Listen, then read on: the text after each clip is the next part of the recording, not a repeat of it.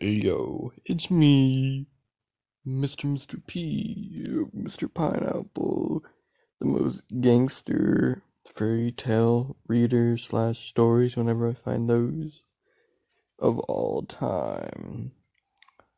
I totally do not need a piss right now, but I'm stuck under my cat sleeping on me, so I'm about to have piss voice this whole story. I think this is episode 5. I don't know why I call these episodes, I just think it's funny. Season 2 might start soon. I don't know how I'm going to do that yet. I might do it after every 12 episodes. I just change the season for the hell of it. Alright. I totally really need a piss right now, so I don't know why I started the recording. I'm gonna slip out of bed, take a pee, and I will be right back. Do do do do do do do do do do do do do commercial break. Totally about to hit pause commercial break. Today's commercial, um, watermelons. You're just getting scammed for edible water. Do do do do do do do do. Do do do do. Commercial break is over now.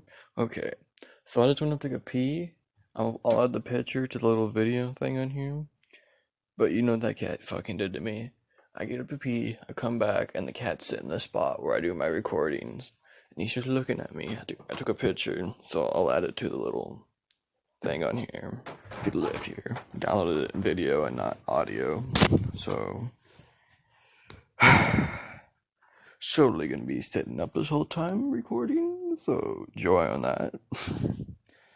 Okay, 2-minute mark is reading time. The Selfish Giant by Oscar Wilde.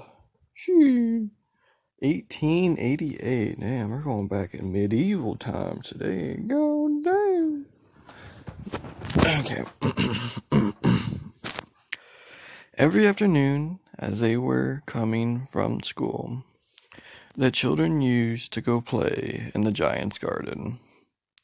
It was a large, lovely garden with a soft green grass. Here and there, over the grass, stood a beautiful flower, like stars. There was 12 peach trees that in the springtime broke out into dedicated blossoms of pink and pearl, and in the autumn bore rich fruit. The birds sat on the trees and sang so sweetly that the children used to stop their games in order to listen to them. How happy we are there, they cried to each other. Make sure we got water. Thank God, I would have died. Okay. One day, the giant came back. He had been visiting his friend, the Cornish ogre, and he stayed with him for 7 years. After the 7 years were over, he said all that he had were over there. He had said all that he said to say, for the conversation was limited, and he determined to return to his own castle. When he arrived, he saw the children playing in the garden. "What are you doing here?" he cried in a very rough voice, and the children ran away. "My garden is my own garden," said the giant. "Anyone can understand that, and I will allow no one to play in it but myself." So he built a high wall all around it and put up a notice board. "Trespassers will be persecuted." He was a very selfish giant. The poor children had nowhere to play, and they tried to play on the road, but the road was very dusty and full of hard stones, and they did not like it. They used to wander around. They used to wander around the high wall when their lessons were over and talk about how beautiful the garden inside. How happy they were there, said to each other. Then spring came. and all over the country there was little blossoms and little birds. Only in the garden of the selfless giant it was still winter. The birds did not care to sing in it, as there was no children, and the trees forgot to blossom. Once a beautiful flower put its head out, put its head out from the grass. But when it saw the notice board, it was so sorry for the children that it slipped back into the ground again and went off to sleep. The only people who were pleased were the snow and the frost. The spring has forgotten this garden, they cried, so we will live here all year round. The snow covered up the grass with her great white cloak, and the frost painted all the trees silver. When they invited the north wind to stay with them, and he came, he was wrapped in fur, and he roared all day about the garden. He blew the chimney pots down. "This is a delightful spot," he said. We must ask the hail to on we must ask the hail on a visit." So the hail came. Every day for 3 hours he rattled on the roof of the castle till he broke most of the slates. And then he ran around and around the garden as fast as he could go. He was dressed in gray, and his breath was like ice. "I cannot understand why spring is so late in coming," said the selfish giant. He sat in the window and looked up at the cold white garden. "I hope there will be change in the weather." But the spring never came, nor the summer. The autumn gave golden fruits to every garden, but to the giant gave none. "He is too selfish," she said. So it was always winter in there. The north winds and the hail and the frost and snow danced about through the trees. One morning the giant was lying awake in bed when he heard some lovely music. It sounded so sweet to his ears that he thought it must be the king's musicians passing by. It was really only a little linden singing outside his window, but it was so long since he had heard a bird sing in the garden that it seemed like the most beautiful music in the world.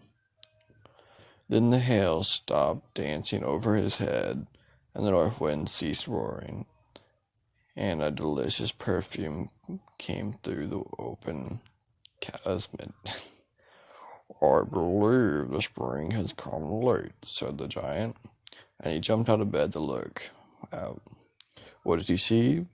He saw the most wonderful sight. Through the little hole in the wall, there was children had crept in, and they were sitting in the branches of the trees, and every tree that he could see, there was a little child.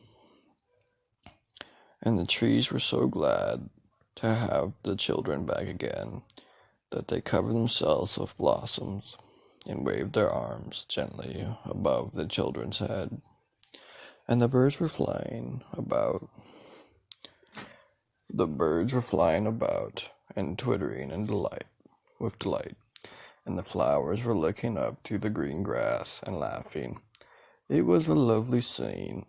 Only in one corner it was still winter, and it was the farthest corner of the garden.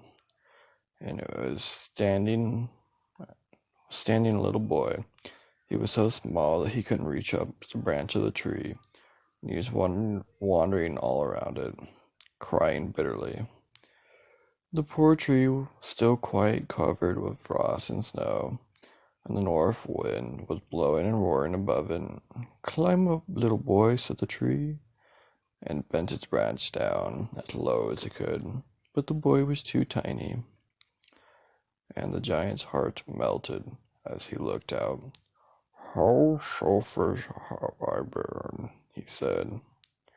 "Now I know why the spring will not come here. I will put the little boy on top of the tree, and I will wall of my gardens shall be the children's playground forever and ever. He was really sorry for what he has done. So he crept downstairs and opened the front door quite softly and went out to the garden. But when the children saw him, they were so frightened that they all ran away, and the garden became winter again. Only the little boy did not run, for his eyes were full of tears, and did not see the giant coming. And the giant strolled up behind him, and took him gently in his hand, and put him up in the tree. And the tree broke once into blossom, and the birds came back to sing on it. And the little boy stretched out his two arms, flung them around the giant's neck, and kissed him. You cuties! And the little children, when they saw the giant was not wicked any longer, they came running back. And with them came spring, and it was your garden. It is your garden now, little children, said the giant, as he took a great axe and knocked down the wall. And when the people were going to the market at 12 o'clock, they found the giant playing with the children in the most beautiful garden they've ever seen. All day long they played, and in the evening they came to the giant to bid him goodbye. But where's your little companions? Oh wait, that's not that. But where's your little companions? He said. The boy I put in the tree. The giant loved him the best because he had kissed him. Ooh, pedophile. Yikes. We don't know, answered the children. He has gone away. You must tell them to be sure to come here tomorrow, said the giant. But the children said they did not know where he lived. I'd never seen him before. The giant felt very sad. Making sure I'm doing good on time. Okay, I think I'm good. Every afternoon when school was over, the children came and played with the giant. But the little boy who the giant loved was never seen again. The giant was very kind to all the children, yet he longed for his first little friend, and often spoke to him, and said, I'd like to see him again. Okay. Hold on. I'm going to pause real quick, add more time, because we're about to hit the limit. And hold on. Every afternoon when school was over, the children came and played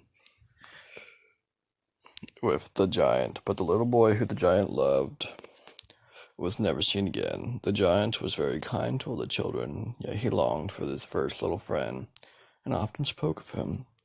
How I would like to see him, he used to say. How I'd like to see him, he used to say. Years went over, and the giant grew very old and feeble. He could not play about any more, so he sat in a huge armchair and watched the children at their games and admired his garden.